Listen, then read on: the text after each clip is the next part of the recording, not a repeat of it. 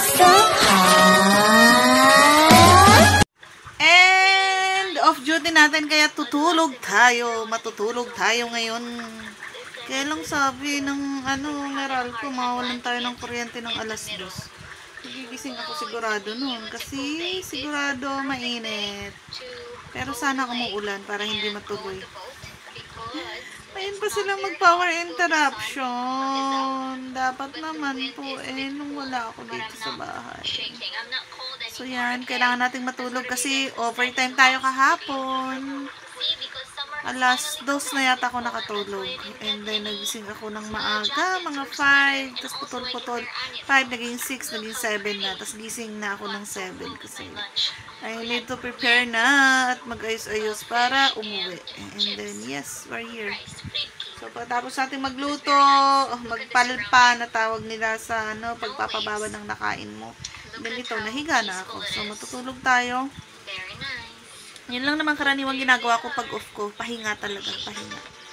Kasi sobrang kayod natin ng Monday, Tuesday. Hindi ko alam, puro may something ang client natin. So now, let's sleep.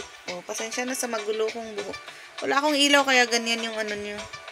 Ganyan yung mukha ko. Parang, pixelated ba ang tawag dyan? So, good night guys. Magpataba pa tayo lalo. Good night. Nanonood ako.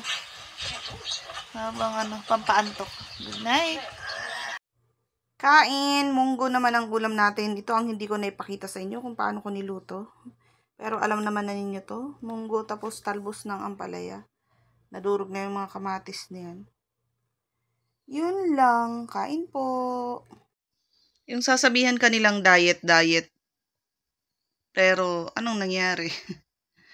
Ganyan ka kumain. 1 meal a day, pero ganyan kumain. Munggo, yung pakbot na tira. Siyempre, kanin, and then yan. Hindi po marumi to Ano lang siya, mancha. Kaya hindi maganda yung plastic na plato kasi namamantsahan siya. At hindi natatanggal. Yun. So, paano ba yan? Kain na tayo. Sige, kahit tanggalin tayo. Okay lang yan. Ganun talaga ang buhay. Kain po. Fishball, squid balls, and kikiam.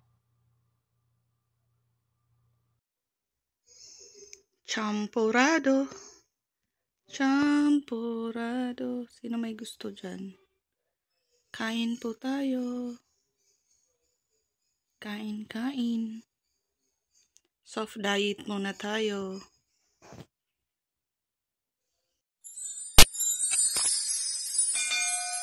For the second day of my day off. It is just a lazy day, but I had done my laundry, which I forgot to take video.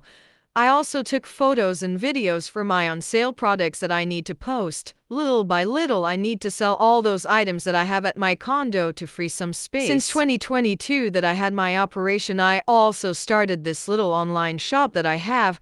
Before, I am really earning much, but since it's not pandemic time, people can roam around.